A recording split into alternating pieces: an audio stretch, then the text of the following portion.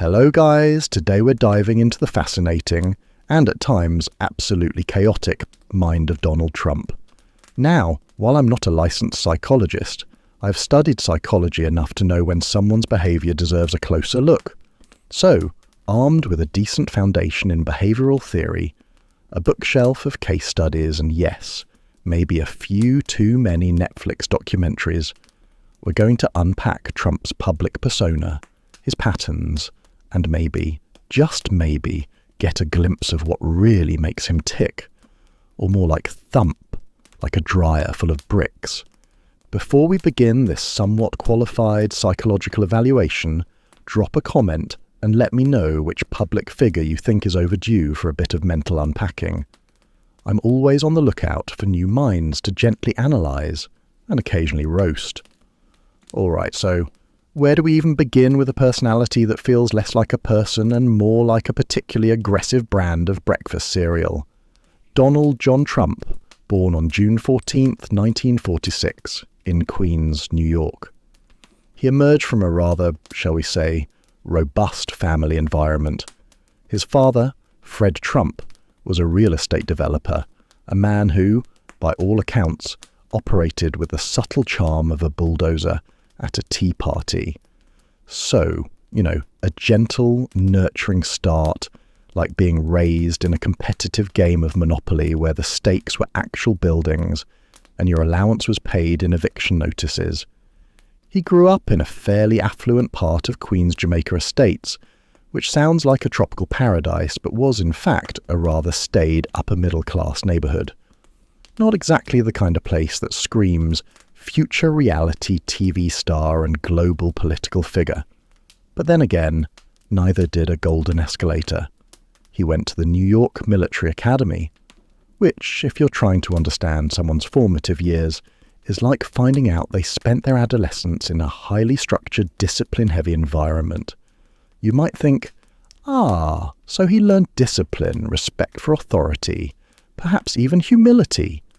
And to that, I would respond with a single incredulous eyebrow raise and the sound of 1,000 tiny violins playing a very sarcastic tune. He then went to Fordham University for a couple of years before transferring to the Wharton School of the University of Pennsylvania, which is, for those of you not in the know, a rather prestigious business school. So, he's got the academic chops, or at least he was present for the academic chops. He joined his father's real estate business, which he later renamed the Trump Organization, because naturally, everything must bear the indelible mark of him. He's known for, well, a lot of things, isn't he? From building skyscrapers that often look like they were designed by a particularly enthusiastic child with a box of gold-plated Lego, to hosting a reality TV show where he fired people with the dramatic flair of a Shakespearean villain, to, becoming the 45th President of the United States. It's been quite the ride, a roller coaster designed by someone who clearly hates roller coasters and wants everyone else to suffer. Now, somebody asked if this person could be a classic textbook narcissist. And my dear friends, if psychology textbooks came with scratch and sniff pages, his would smell faintly of spray tan and the lingering scent of 1,000 unread self-help books. The diagnostic criteria for narcissistic personality disorder, for those of us who didn't quite finish our degrees, include a pervasive pattern of grandiosity, a constant need for admiration, and a profound lack of empathy. And honestly, if you just described his public life in 3 bullet points, you'd be halfway to a diagnosis. You may think, but surely everyone in the public eye has a bit of narcissism, right? And yes, absolutely, a healthy dose of self-confidence is crucial for anyone stepping onto a stage, whether it's a Broadway show or a political rally. But with our subject, it's less a healthy dose and more like an IV drip of pure, uncut self-adulation. It's the kind of grandiosity that makes you wonder if he genuinely believes the sun rises just to illuminate his golf courses. Take, for instance, his book, The Art of the Deal. It's less a how-to guide and more a 70,000-word love letter to himself, ghost-written by someone who probably needed a very long vacation afterward. He talks about his deals, his successes, his brilliance, with the kind of unwavering conviction usually reserved for cult leaders or people who genuinely believe they can fly after 3 Red Bulls. It's a masterclass in self-promotion, a symphony of superlatives where everything is the best, the greatest, tremendous, or unprecedented. Even his failures, when acknowledged, are framed as learning experiences that only made him stronger, like a particularly resilient cockroach after a nuclear apocalypse. And the need for admiration? Oh, it's palpable. It's like a thirsty desert plant desperately seeking water, except the water is applause, and the plant is wearing a red tie. Remember those rallies? The way he would pause, soak in the cheers, the chants, the sheer adoration. It wasn't just a politician connecting with his base. It was a performer feeding on the energy, a feedback loop of ego reinforcement. It's the kind of thing that makes you wonder if he has a small internal applause track that plays whenever he walks into a room, just to keep the engine running. Somebody else asked about his empathy, or rather, the apparent lack thereof. And this is where it gets a bit, shall we say, chilling. The inability to truly understand or share the feelings of others is a hallmark of narcissistic traits. It's not that he's necessarily evil, it's more like he's operating on a different emotional frequency, one where the only station that comes in clearly is me, myself, and I FM. When confronted with suffering or criticism, or even just a differing opinion, the response often defaults to how it impacts him, how it's unfair to him, how he is the victim. It's like trying to explain the colour blue to someone who only sees in shades of gold. Think about his public reactions to various crises, or even just to people who disagreed with him. The immediate deflection, the personal attacks, the complete inability to acknowledge any fault or responsibility. It's not just a political strategy, it's a deeply ingrained behavioural pattern. It's the kind of person who, if they accidentally drove their car into a swimming pool, would immediately blame the pool for being in the way and then probably sue the pool. And the sense of entitlement? Oh, it's thicker than a New York cheesecake. It's the belief that rules, norms, and even basic human decency apply to everyone else, but not to him, because he's special, because he's successful, because he's, well, him. This manifests in everything from his business dealings, where he's been accused of stiffing contractors, to his political career, where he often seemed to believe the presidency came with a personal exemption from all forms of accountability. It's like watching a toddler demand a second ice cream cone, except the toddler is a 70-something-year-old man with access to nuclear codes. Now, let's talk about impulsivity, because if his personality were a car, the accelerator would be stuck to the floor and the brakes would be made of Swiss cheese. You may think, surely a person in such a high-stakes position would be measured, thoughtful, strategic, right? And then you remember Twitter. Oh, Twitter. It was less a communication platform and more a direct pipeline into the unfiltered, unedited stream of consciousness of a man who clearly had no internal editor. Remember Covfefe? It sounded like a new brand of artisanal coffee, but it was in fact a typo that launched 1,000 memes and perfectly encapsulated the spontaneous, often baffling nature of his public pronouncements. It's like he had a direct neural link to the internet, and his brain just decided to hit send before the thought was fully formed, or even, a real word. This impulsivity wasn't just limited to social media. It bled into policy, into staffing decisions, into international relations. It was like watching a master chess player who occasionally decided to just throw the board across the room and declare himself the winner. Somebody asked if his youth played a role in this, and while I'm not a qualified child psychologist, I can speculate with the best of them. Growing up in the shadow of a powerful, demanding father like Fred Trump, who was known for his relentless drive and often ruthless business tactics, could certainly shape a personality. Imagine a childhood where success was paramount, where winning was everything, and where showing weakness was simply not an option. It's not hard to imagine how a young Donald might have internalized the idea that the world is a zero-sum game, that you either dominate or be dominated, that every interaction is a negotiation to be won. It's like being raised in a perpetual corporate takeover bid, where even your bedtime story ended with a hostile acquisition. And then, of course, there's the role of success itself. He achieved immense wealth and public recognition long before his political career. When you're constantly told you're a genius, when buildings bear your name, when people line up to watch you fire contestants on television, it's easy for any pre-existing narcissistic tendencies to be amplified to 11. It's like giving a sugar rush to a hyperactive child, except the sugar is public adoration, and the child is a billionaire real estate mogul. The feedback loop of success can be incredibly powerful, reinforcing the belief that your instincts are always right, that your way is the only way, and that anyone who disagrees is simply a loser. Let's pivot to his communication style, which is a fascinating study in itself. You might think, surely a leader would use sophisticated language, nuanced arguments, and complex policy discussions, right?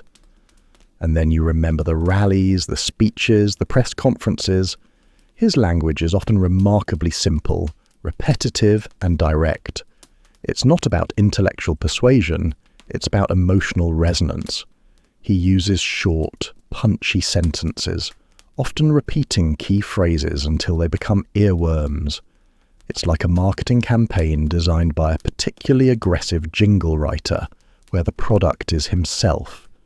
He also has a peculiar habit of describing things in terms of the best, the worst, nobody has ever seen, believe me. It's a rhetorical style that bypasses critical thinking and goes straight for the gut. It's the linguistic equivalent of a sledgehammer, effective for breaking down complex ideas into easily digestible, often oversimplified sound bites.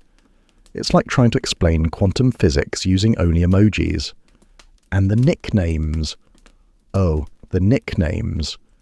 Crooked Hillary, Sleepy Joe, Little Marco, Lion Ted. This isn't just playground taunting, it's a deliberate psychological tactic. By reducing opponents to a single, often unflattering caricature, he dehumanizes them, makes them easier to dismiss, and reinforces his own perceived dominance. It's a classic bullying maneuver, but on a national, even international stage. It's the kind of thing that makes you wonder if he has a secret Rolodex of insults, categorized by perceived threat level. Somebody asked about his relationship with truth, or what some might call alternative facts. And this is where the amateur psychologist in me just wants to lie down in a dark room with a cold compress. His relationship with objective reality is, shall we say, flexible.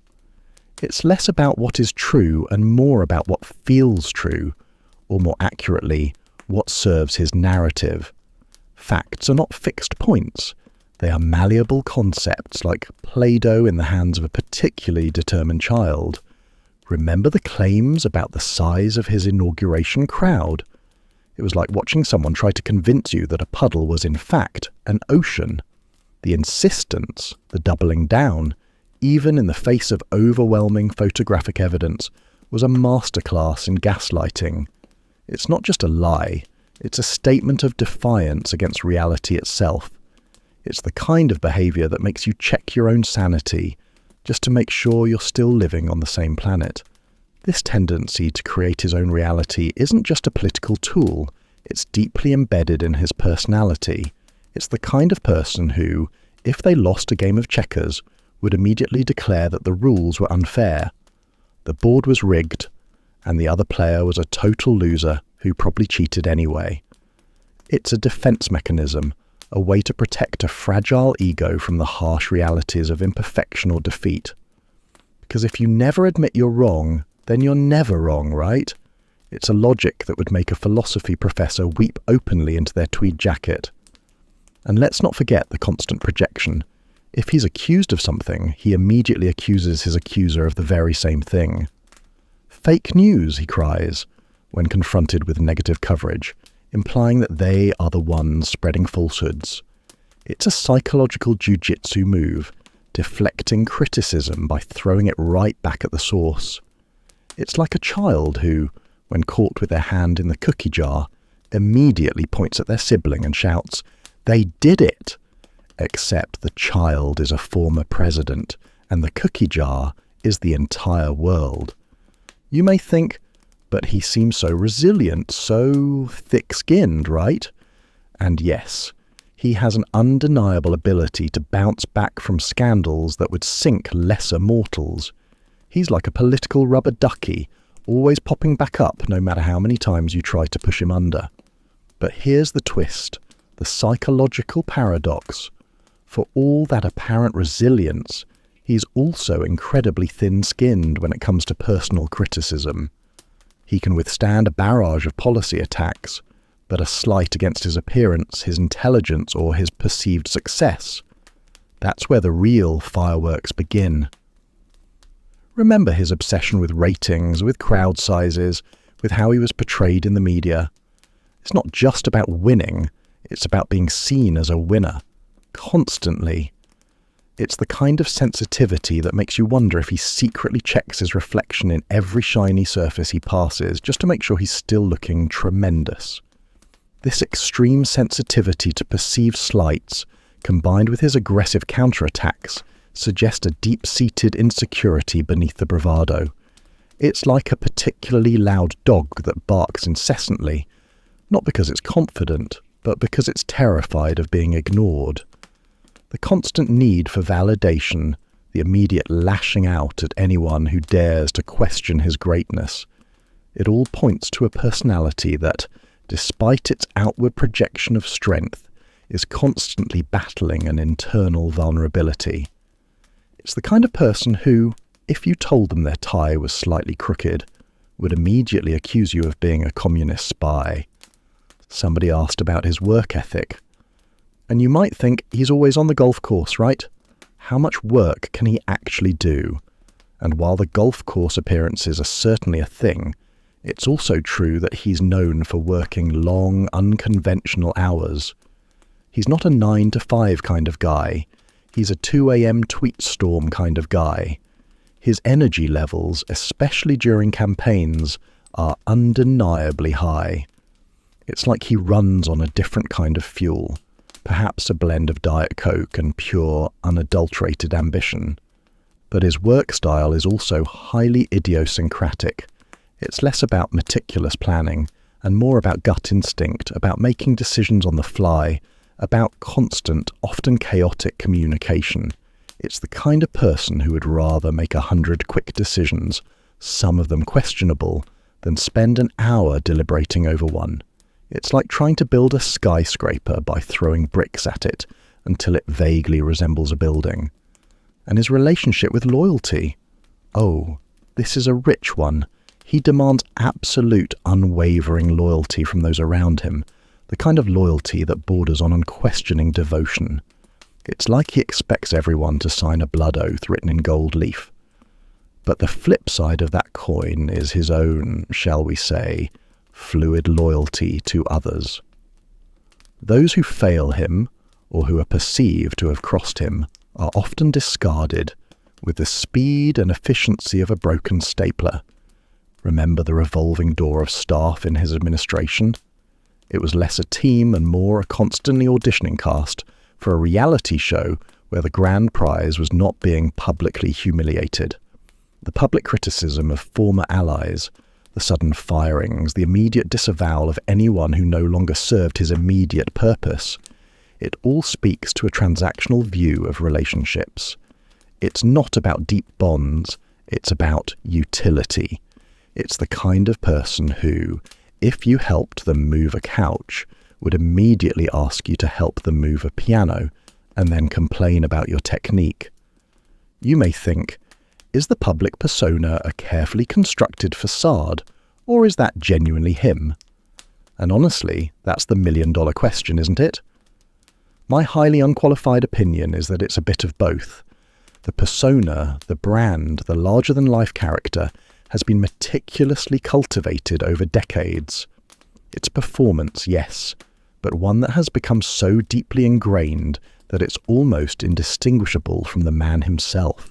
It's like an actor who has played the same role for so long that they start to believe they are the character, even when they're off stage. The constant repetition of certain phrases, the exaggerated gestures, the specific way he holds a glass of water, it's all part of the show. It's the kind of thing that makes you wonder if he practices his expressions in the mirror, like a particularly dedicated mime. But beneath that, there's also a genuine core of those traits we've discussed. The grandiosity, the impulsivity, the need for control. The performance amplifies them, but it doesn't invent them. It's like a highly polished, gold-plated version of his true self, designed to reflect light and deflect criticism.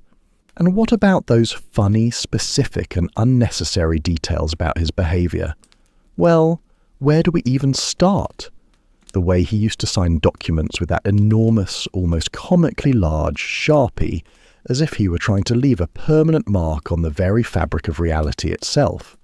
It looked like he was signing a giant check for the entire world, or perhaps just a very important grocery list. It's the kind of thing that makes you wonder if he carries a special, extra-large pen holster. Or his diet, which reportedly included a fondness for fast food, particularly McDonald's. You might think, a billionaire, a president, surely he dines on caviar and truffles, right? And then you picture him, perhaps, with a Big Mac, consumed with the kind of gusto usually reserved for someone who just discovered food for the first time. It's a detail that, while seemingly trivial, speaks to a certain grounded, almost defiant, common touch, or perhaps just a very specific craving for processed cheese. It's the kind of thing that makes you wonder if he has a secret stash of McNuggets hidden in his desk. And the hair. Oh, the hair. It's a topic of endless fascination, a gravity-defying marvel that has launched 1,000 conspiracy theories. It looked like a particularly elaborate bird's nest that had been shellacked into submission, or perhaps a very confused golden retriever trying to escape a wind tunnel. The sheer dedication to maintaining that particular coiffure, even in the face of gale-force winds, speaks to a profound concern with image, with presenting a certain unyielding facade to the world. It's the kind of thing that makes you wonder if he has a personal stylist who specializes in architectural hair design. Then there's the handshake. Remember the handshakes? They were less a greeting and more a wrestling match, a test of strength, a subtle assertion of dominance. He'd pull people in, almost yanking them off balance, as if to say, "I'm in charge here, and you're coming with me whether you like it or not." It sounded like a small, polite struggle, like two squirrels fighting over the last acorn, but with much higher stakes. It's the kind of thing that makes you wonder if he practices his grip strength with a stress ball shaped like a tiny, terrified politician. And his aversion to stairs, or at least his preference for ramps or elevators, you might think, he's just being practical, right? But it's another small detail that, when viewed through the lens of our amateur psychological analysis, hints at a desire for ease, for control, for avoiding any unnecessary physical exertion that might detract from his perceived power. It's the kind of thing that makes you wonder if he has a secret fear of tripping, or perhaps just a profound appreciation for the path of least resistance. So, what have we learned from this completely unqualified deep dive into the mind of Donald Trump? We've seen a personality shaped by a demanding upbringing, amplified by immense success, and expressed through a unique blend of grandiosity, impulsivity, and a rather flexible relationship with reality. He's a character who defies easy categorization, a walking, talking, tweeting paradox. He's like a perfectly polished, gold-plated enigma, wrapped in a riddle, inside a very expensive suit. It's a personality that has captivated, infuriated, and utterly bewildered millions, and will likely continue to do so for years to come. Because whether you love him or, well, don't, you can't deny that he's never, ever boring. He's the kind of person who makes you want to both pull your hair out and buy a ticket to the next show.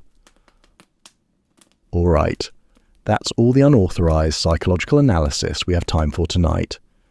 If you enjoyed this completely unscientific breakdown, do me a favour and hit that subscribe button, because you never know whose mind I'll be attempting to unravel next. And remember, if you ever feel like your own personality is getting a bit too normal, just think of our subject and know that there's always room for a little more tremendousness. Stay unhinged, my friends.